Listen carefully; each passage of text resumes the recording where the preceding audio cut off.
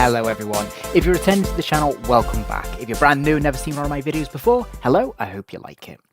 Now, say what you want about character options, and I have many times, but one thing I really like about them is that when they announce something for order on their website, you can usually get it within just a few days. And this was the case with this little curiosity. This is their second in line of their new Vortex edition releases, essentially deluxe figures that retail for roughly double the price of a standard 3-figure set and available exclusively on the character options website. This latest set comes hot off the heels of the Third Doctor set, which came out just a few months ago, and I'll add a link in the description below to my review. And oddly, this features the 14th Doctor with the Meep as seen in the episode The Star Beast as part of the 60th anniversary specials. Now this feels curiously out of place, too recent to feel classic and too old to feel current. To me, this feels more like a set that should have been released back in 2023, but nevertheless, it's here now, and I'm actually delighted to add it to my collection. But as ever, let's start off by taking a look at the packaging. And straight away you'll notice that whilst the branding and the schema is roughly the same, it's actually a little bit, well actually substantially different to the Third Doctor offering. Of course, it's a wider package to begin with because we have 2 figures this time around, and actually the colours that we see in the background there, that sort of rainbow effect that we see in terms of the light beams, obviously this is actually reminiscent of the branding that we saw with the 60th anniversary, whereas what we saw with the Third Doctor was more of an orangey, white kind of colouring that they went for that time. So clearly they are shaking it up a little bit, and I think this works really well. I think this looks really attractive, it looks really fresh and modern, and I really like this overall layout and design. I think this works very, very well. Of course, we have a window display there, we see the figure and all the various accessories, so nothing too unusual in that regard, but I really like the use of colour here. This is something I think they've been lacking with a lot of their figures in recent years, so nice to see them really experiment a little bit more and make these packages just look a lot more attractive when you put them on your shelf. Sadly, when we look at the side panel, there's not an awful lot going on here. It's mostly white borders, and we have the Doctor Who logo, and that's pretty much it for the most part. What would have been really cool, and I say this about a lot of different toy companies, is if they actually put an image there of the figures or the characters that we see in the figure set. So it would have been really cool to have an image of the 14th Doctor as played by David Tennant and the Meep. I think that would have been ace, but hey, it is what it is. And then the reverse of the packaging is given over mostly to text. Now, to be fair, it is basically an overview of the story, giving you a plot summary, I suppose. I think this works fine. I actually prefer it when they give you a bit more of the behind the scenes, maybe some factoids that you didn't know about the making of a story. Sometimes they do that. But having a text background obviously isn't going to be very displayable. It's kind of boring to look at, but it is kind of interesting. And they are one of the few toy companies that actually take this approach. So I do kind of like that they're a little bit different. And then within the packaging, there is this card tray which houses the plastic casing for the figures. And this is really nicely done. This is actually a scene from the Star Beast. We actually see the rocket there in which the Meep is trying to escape in later on in the episode. I think that's really cool. Always like when they give us a little bit of a diorama here. And I think this works perfectly well. So let's start off by taking a look at the first of these 2 figures, which is the 14th Doctor. And this isn't the first time we've had a 14th Doctor figure from character options, but this is a variant because he has a brand new head sculpt, and of course he's not wearing his long blue coat. This time it is the waistcoated version, which is really cool, and obviously it's good for collectors who got that first release. Now, I didn't get that initial release, and one of the things that put me off about it was actually the head sculpt, because it wasn't the greatest likeness. Now, if we compare the two here, we can see, of course, this has been resculpted, and I have to say,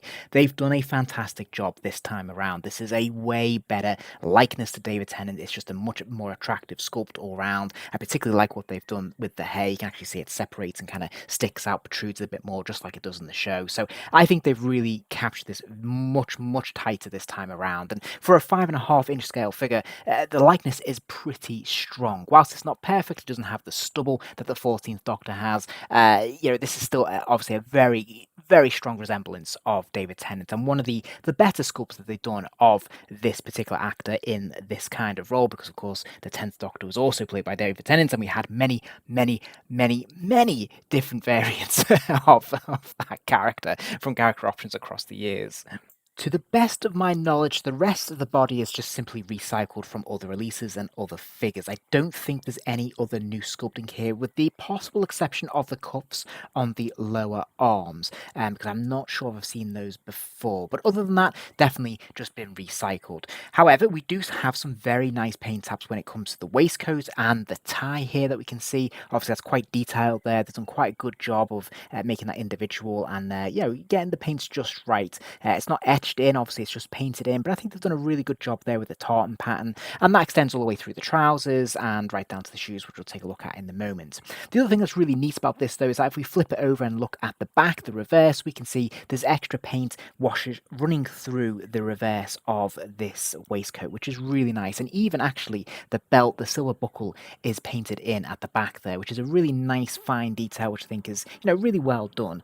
And as you can say, there's a couple of washes there. It's not just blue. There's actually a little bit of black washing through it as well to just give it a little bit more depth and texture, which is, a small detail, but it makes all the difference. And I'm glad that they've taken that extra effort there to really go the extra mile, I suppose. So this looks really good. Likewise, if we look at the feet, we can see obviously the trainers there. We actually have a lot of different colours. There's greys, there's a blue trim going around the top of the trainer, the white laces. I think this looks pretty sharp all in all, and I think they've done a pretty good job. In terms of articulation, he does have a straight swivel at the base of the neck, so his head can move from side to side. I couldn't get mine all the way around, oddly enough, but there's plenty of movement here, which is good. Now, he's got ball joints in the shoulders, and I love this. I wish we had this on the classic Doctors as well as the modern, but hey, it works an absolute treat, so he can lift his arm up and out there. There's a complementary bicep swivel, and of course, there's a single joint at the elbow, getting his arm to about 90 degrees. Finally, we have a swivel at the wrist as well, so that will rotate all the way around. We also have a straight swivel at the waist, so he can move side to side. Again, not a huge range of motion, and he can't rotate all the way around, which is a little bit disappointing. But he does have those hinges in the hips, so he can kick his legs all the way out. He can kick his legs forwards, backwards, and there is another single joint at the knee, and that's your lot. Sadly, in terms of accessories, all the 14th Doctor comes with is this very bendy, soft rubber sonic screwdriver. And it is actually very nicely sculpted and very well painted. There's a lot of fine detail here, actually. You've got the blue of the lens, you've got the touches of cream and gold and silver in there. So it is actually well done. And as you would hope, it fits into his grip nice and snugly. And actually looks pretty cool, actually. You put him in different poses and it looks quite striking. So I think they've done a pretty good job with this. And all round, I have to say, I really like this figure. I think it works really well. One of the things that works really well on the sort of modern era figures that they do is when they give them these ball joints in the shoulders, it makes all the difference. You can just get so many more poses out of them, and he just looks much more dynamic, I suppose, which of course, the 14th Doctor and the 10th Doctor wear. So next up we have the Meep, and this is pretty cool because of course this is a brand new figure, brand new sculpt, brand new tooling, everything. I mean, nothing about this figure has been recycled. And once again, I think Character Options have actually knocked it out the park here. I think this is a really good likeness. I think it's actually a really decent figure all round, actually, for a character that wouldn't have a lot of movement. There's some articulation, which we'll see in a moment. But if we just look at the actual sculpting, this looks really good, and it can be often difficult to get, I suppose, like fairy-type creatures quite accurate in terms of, hard plastic sculpting. But I think they've done a really good job here of actually getting that depth and texturing in the sculpt, and the paint apps are really nicely applied as well. There's some lighter and darker tones running through the fur, which look really good, and again give it depth and texture to make it feel more authentic and make it feel as if it is, it is a real fur coat, which looks really good. So I think they've done a really nice job of this. Likewise, we'll see there's two different heads, two different expressions. Both of them are very accurate to what we see on screen, and I think they've done a really good job with it. Now, I mentioned articulation. There is a ball joint at the top of the neck, allowing the head to rotate all the way around, lean left and right fractionally, and even nod forwards and backwards a little bit. Not much here, but there is a bit of wiggle room. We do have ball joints in the shoulders, which is really cool. So he can lift his arms up and out. This is a very rubbery piece, so you might have to persevere with it. There's also a pin swivel at the elbow, which is kind of strange because you'll see the fur protrude, so you can't get a lot of movement out of that hinge in truth, but it will swivel from side to side.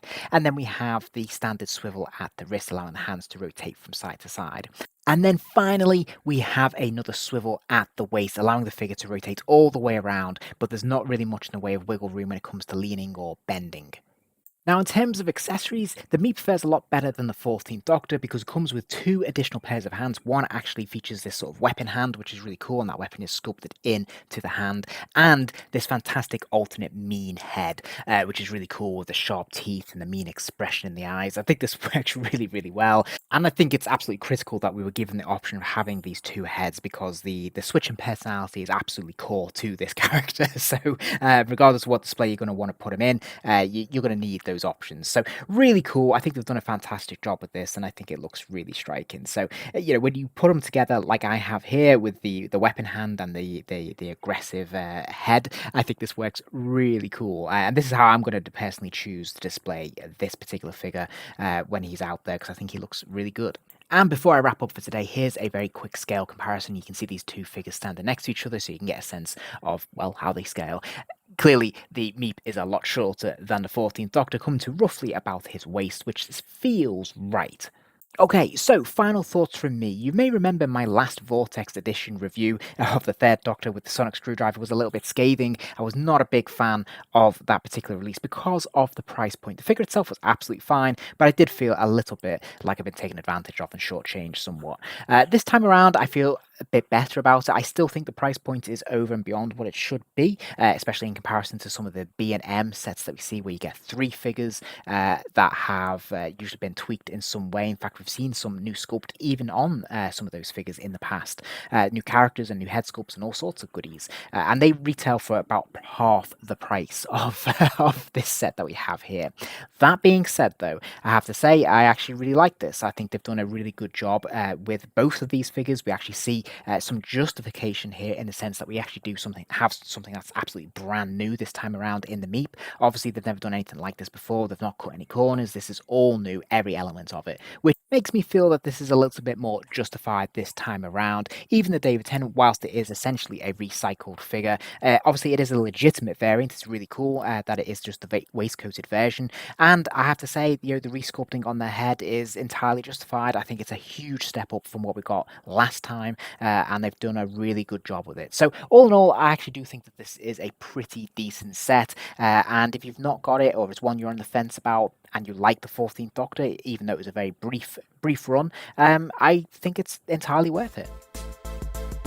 I hope you enjoyed the video. If you did, please do consider giving the video a like. That kind of thing really does help the channel out, and it allows me to keep making more content. And if you're interested in seeing more content, remember to hit subscribe, as there'll be plenty more videos coming soon.